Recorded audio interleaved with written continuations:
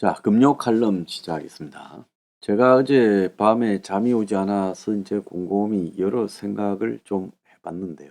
우리 사회에서 삶이 안정적인 사람 비율이 도대체 얼마나 될까라고 한번 생각을 해봤습니다. 전에도 제가 이런 주제들을 몇 번 물었습니다만은 한 95%가 삶이 안정적이지 못하다라고 저는 보고 있습니다. 95%가요. 자, 그래서 실질적으로 이 95%의 삶이 불안하다. 자, 이거 왜 그러냐? 조금 있는 사람은 있는 사람대로 불안하고 없는 사람은 아예 전부 무너져서 불안하다는 겁니다. 자, 제가 이 경제적 위기가 올 거라고 하는 부분은 이 정부가 이 빚을 통제해야 되는데 이 통제 없이 빚을 막 만들어냈다는 거예요. 돈을 찍어냈다는 거예요. 자, 미국도 기축 통화니까 안 터지지만은 미국이 주도해서 지금 4경이 넘는 빚을 이렇게 찍어내 버렸습니다. 그리고 미국은 점점 더 국가 부채 한도를 높여서 자, 국채를 발행하고 그리고 빚을 갖다가 그만큼 더 얹고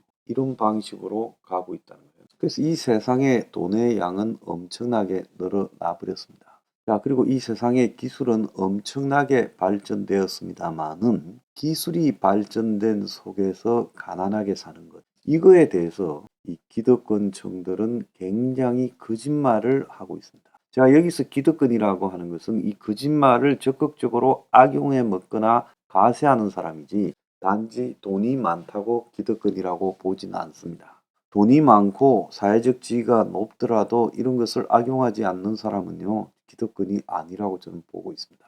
자, 그래서 기술 발전 이야기하고 4차 산업 이야기하고 AI 이야기하고 드론 이야기하고 그리고 또 무인 자동차 이야기하고 자율주행 이야기를 합니다. 근데 우리가 한번 생각해 봅시다. AI나 또 더 나아가서 택시를 대신하는 뭐 에어택시, UAM이라고 부르는 그런 탈 것들. 그런 것들이 인류를 갖다가 영원히 잘 살게 해준다라는 보장은 도대체 어디에서 나올까? 그런 건 어디에도 없는 겁니다. 인류가 잘 살려고 한다면 실질적인 부가가치를 생산해내고 거기에서 늘어난 부가가치의 몫을 노동자들이나 이런 다수의 인류의 다수를 차지하는 사람들이 많이 가져가는 그래서 그 몫이 점점 늘어나는 이렇게 되어야 잘 사는 거예요. 자, 그런데 우리가 이 AI나 로봇이나 드론이나 UAM이나 자율주행이나 무인 자동차 그리고 무슨 스마트 팩토리 같은 것들이 사람을 잘 살게 할까요? 오히려 사람이 하던 노동을 빼앗아서 점점 인간을 갖다가 노동 상실로 내몰고 그야말로 이제는 소수의 직업만이 존재하고 나머지 직업들은 소멸되는 그런 시대를 날까요? 그래서 여기에서 거대한 거짓말이 있죠. 기술의 발전에 따라 사람이 잘 산다라는 것은 기득권이 하는 거짓말이고 실질적으로는 기술의 발달은 극소수의 잘 사는 사람과 아주 다수의 못 사는 사람으로 대별되는 사회를 만들 것이다. 그래서 그 서울대나 세계 유명한 대학 미래학자들이 인류의 미래를 갖다가 예측했을 때 극소수의 초부자들과 다수의 빈민층들이 이렇게 공존하는 사회가 될 거라고 보고 있습니다. 그래서 기술 발전에 따라 인류가 행복해진다? 이건 거짓말이에요. 근데 대한민국에서 대선에 나오고 대통령하고 유력 대선 후보 이런 사람들이 꼭 대선에 나올 때 되면 반드시 무슨 귀에다가 헤드폰 장치를 장착해서요. 그래서 마치 무슨 터틀티 입고 애플 오나 흉내를 내는 그런 짓거리를 하고 있습니다. 근데 이건 이제 정리가 돼야 되는 사실이에요. 기술의 발전은 소수의 초부자를 낳고 다수를 못 살게 만든다. 그리고 국가는 자기 대만 생각하기 때문에 부채를 발행해서 그걸 대거 부채를 늘려가서 가짜 돈을 뿌리는 거죠. 자, 그러는 사이에 이 인플레는 심화되고 금리는 올라갈 수밖에 없다라는 겁니다. 금융위기를 극복하기 위해 가짜 돈을 찍어내서 뿌렸습니다. 이건 기본적으로 실물 경제의 성장이 뒷받침되지 않는 돈의 발행은 가짜 돈이다. 이렇게 봐야 되죠. 자, 그래서 우리가 지금 최근에 느끼는 사예요. 난방비 폭탄을 맞았다. 하루에 물건을 갖다가 해가 져 가는데 하나도 못 팔았다. 아파트 가격이 갑자기 새 아파트 가격이 분양가보다 1억 5천이나 낮다. 또 더 나아가서 치킨집이나 김밥집 이런 것들이 지금 완전히 그냥 망해가고 있다. 자, 그리고 소득이 급격하게 줄었고 작년 4분기 한국의 성장률이 마이너스 0.4였다. 코로나 초창기인 2020년 2분기나 3분기에 마이너스라면 이해가 되지만은 지금 작년 4분기에 한국이 지금 마이너스 성장을 했다. 그래서 수출이나 소비가 급격하게 줄어들고 금리하고 물가가 오르면서 기본적으로 경제가 쪼그라들고 있다는 겁니다.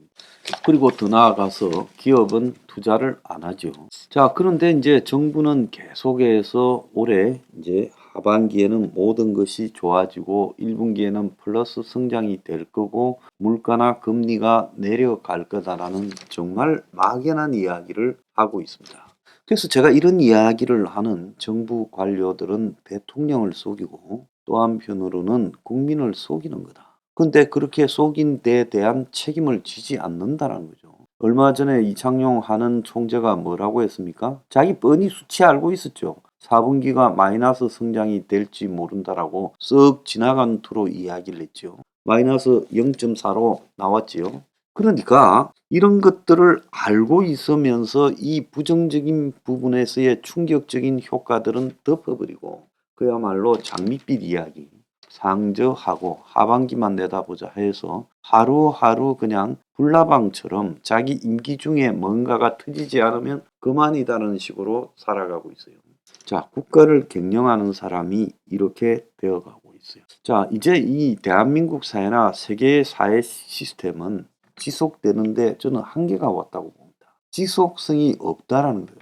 그래서 세계 곳곳에 균열과 갈등이 터져 나올 거고 정치적 불안이 지속될 거고 경제적 위기가 금융 위기로 이렇게 계속 터져 나올 거라고 보고 있습니다. 그래서 한마디로 인류가 이 현대 문명에서의 정점을 찍고 이제 쇠락해가는 상황으로 가고 있다는 겁니다. 자, 이렇게 된 가장 큰 원인은요, 욕망 투기 사회가 그 원인이라고 저는 보고 있습니다. 자, 모든 사람은 욕망을 가지고 있고 욕망을 위해서 투기를 하지요. 그렇지만은 이것이 나쁘고 그렇게 가서는 안 된다고 돼야 되는데 이 사회에 한국뿐만 아니라 미국도요. 힘을 가지고 있는 기득권 그리고 전파 능력을 가지고 있는 미디어 그리고 의사결정권을 가지고 있는 정치 이런 권력들이 전부 소수의 기득권들이 욕망 투기 사회를 한마디로 계속 자극해 왔다는 겁니다. 지금 한국만 해도 한번 보세요.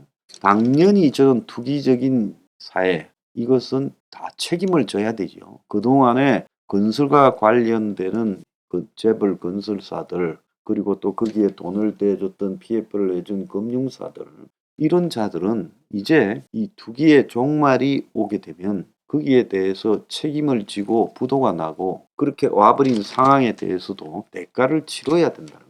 그래서 대가가 바탕이 되는 경제적인 행위를 해야 그것이 도덕적 해이가 아니지 그야말로 이 잘 나갈 때는 저것들 주머니에 집어넣고 이제 어려워지면 국가에다가 떠넘기고 국가가 그들을 위해서 끝까지 보호하려고 든다. 이건요. 모랄 해저드가 아니죠. 왜 집이 한 평에 4천만 원이 됐습니까? 강남 한복판도 아니고 서울 저 동쪽에 구석에 있는 아파트가요. 이걸 만드는 데는 건설회사도 언론도 그리고 정치 권력도 다 가세해서 이걸 만들고 유지시켜 왔고 이재명을 예에서 보듯이 그 대가를 뜯어먹어 왔다는 겁니다. 정치 권력과 지방 토호 권력과 그리고 부동산 투기 세력과 건설회사가 다 나란히 뜯어먹어 왔고 법조인들도 뜯어먹었고 정치인들도 뜯어먹었다는 겁니다. 제가 이재명에 대해서 철저하게 처단해야 된다. 자, 이재명과 같은 사람이 수없이 많을 수 있지만 이제 이재명에서 드러났기 때문에 철저히 이재명부터 단죄해 가야 된다는 겁니다. 그러는 과정에서 점점 니는 안 그랬냐고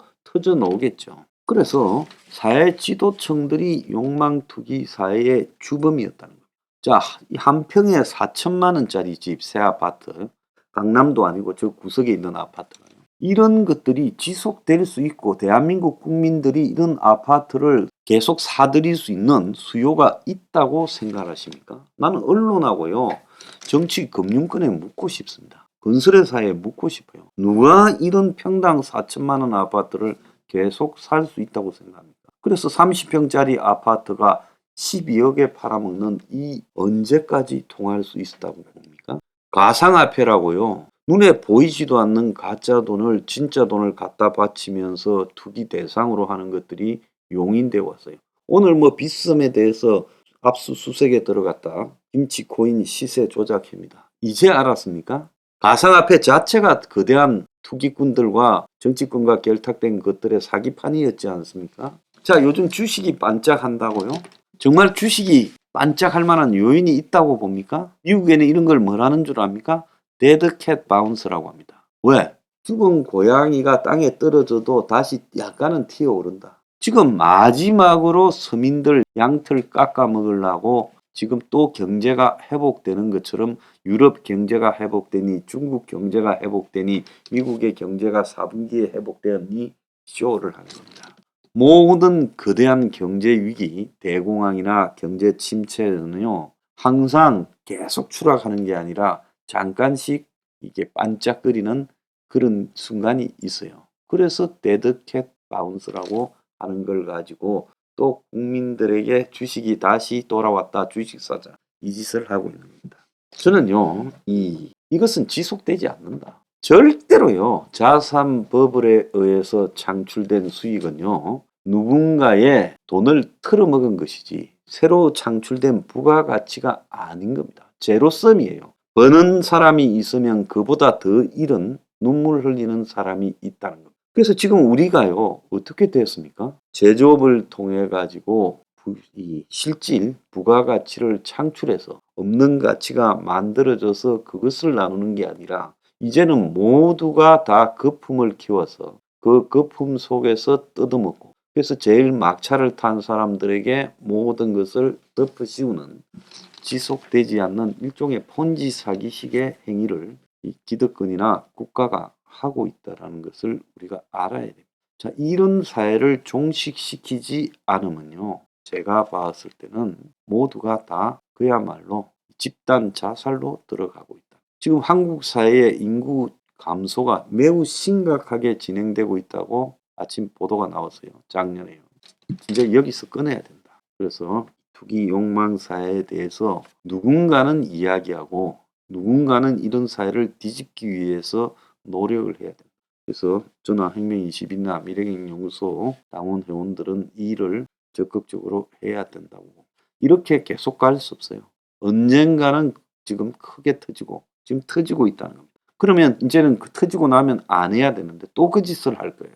그러니까 여기서 끝내도록 소수의 지각 있는 사람들이 나서야 된다고 보고 있습니다.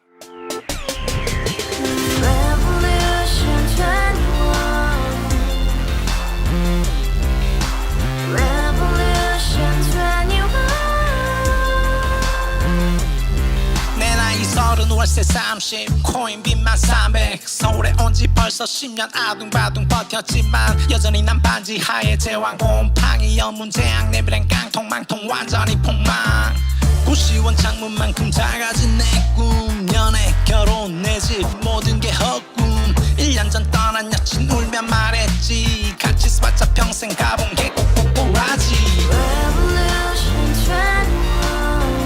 가바후스 700 나도 소유주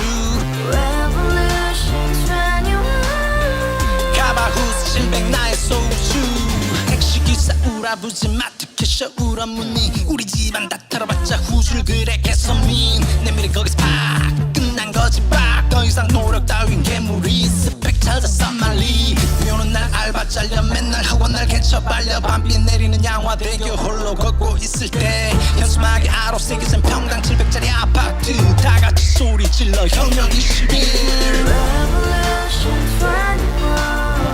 가바후스 700 나도 소유주 가바후스 700 나의 소유주 You and I, we live together in the house. Brand new day, and your dream had just begun. Yeah. Revolution 21, only hope and happiness. 너의 곁에 내가 영원히 지금까지 정치인들 입만 열면 찝찝찝 개소리 멍멍멍